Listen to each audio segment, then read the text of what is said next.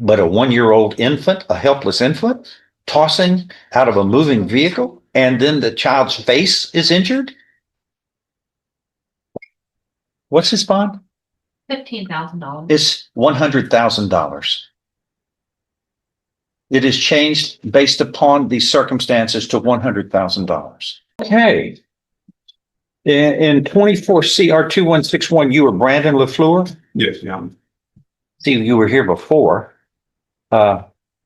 You were charged with a third-degree felony of injury to a child. Have you hired another attorney? That's what. No, I had applied for What? the point for you. Why? You're not employed? Yeah, Are you employed? Yes, I'm employed. So why do the taxpayers pay for your mess?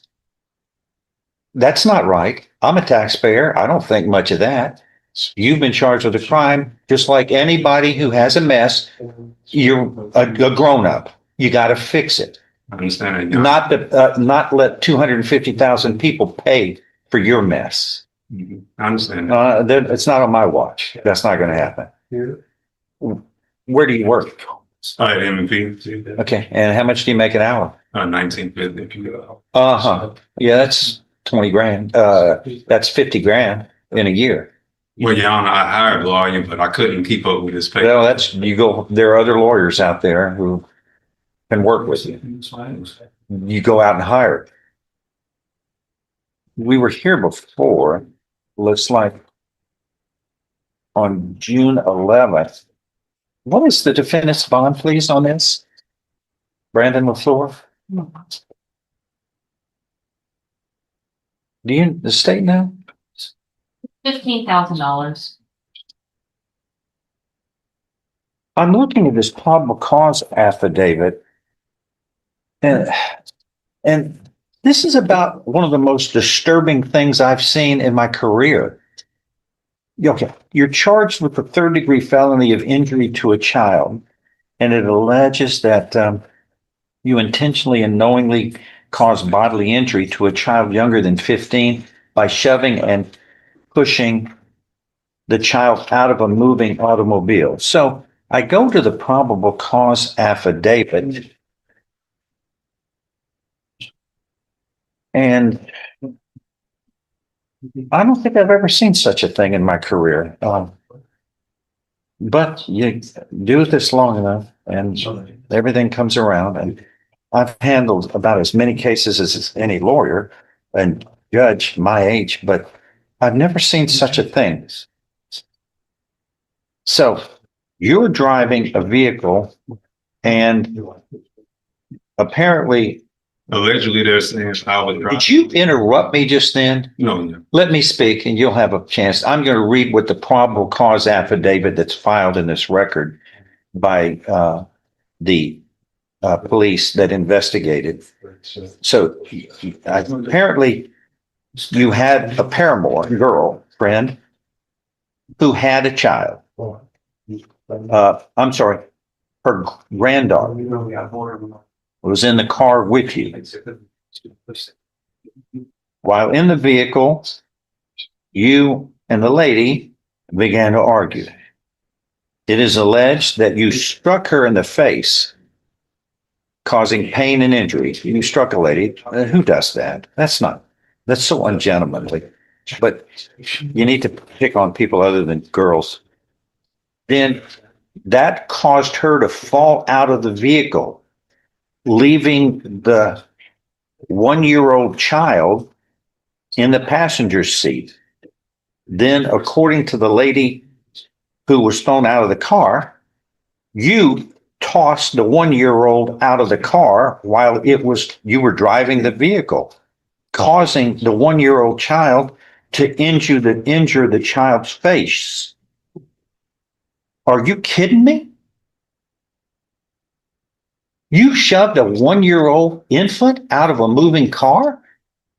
No, Your Honor. No, that's what this says, and that's what the grand jury indicted you for. So okay, hold on, let's see. The child has facial injuries, and according to this, caused by what you did. Did the child rub her own face on the road? Is that your I story? have no idea. Well, the grand jury thinks otherwise, and the police that investigated it thinks otherwise. But I must say, I'm appalled. I can't imagine throwing a one out of the car in the first place. That's so ungentlemanly.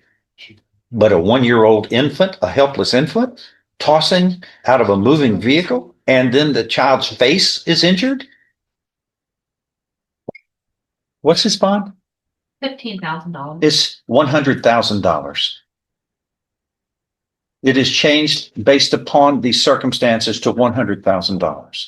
On this court's watch, you will not harm an infant, intentionally harm a 1-year-old infant and toss them out of a moving vehicle. The grand jury says that's what you did. You're presumed innocent. I wrote the lead article on that. That's blessed to me.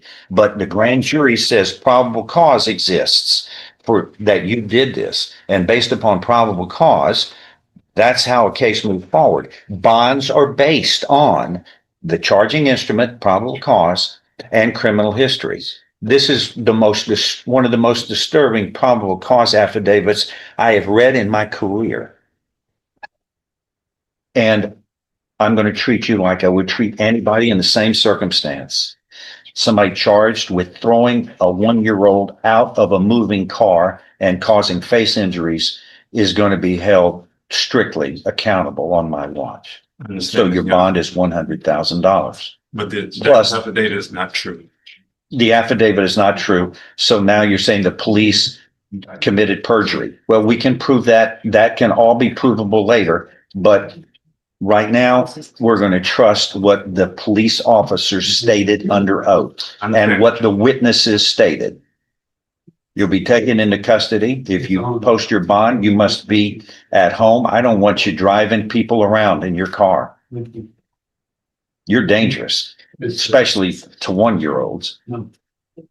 You must be on home confinement. You can have a GPS device and you can go to and from work, to and in the most direct route possible, to and from food, to and from your lawyer that you may hire or who's ever going to represent you, and to and from court in the most direct route possible. Those are the normal orders the court gives when somebody's placed on home confinement. But anyone charged with throwing a 1-year-old out of a moving car is frighteningly a threat to everybody's well-being. That's the orders of this court. And the next event, do you have a lawyer at all representing? No, Your Honor. Okay. Okay, if you're unable to hire one because of what the orders of the court, fill out an indigent form and I can get somebody to represent you immediately. Your Honor, I did fill out one the last time I was here. Who was appointed? Nobody contacted me. I even told my bills bond I was not contacted. They said they'll make a note. Where would the indigent form be that he filled out earlier? Judge, I'm unsure if it's not in the file, when he's arraigned at the jail. Where did you fill it out at? Oh, next door. Oh, It wasn't in there. okay. That's, Yeah. God knows where it is now.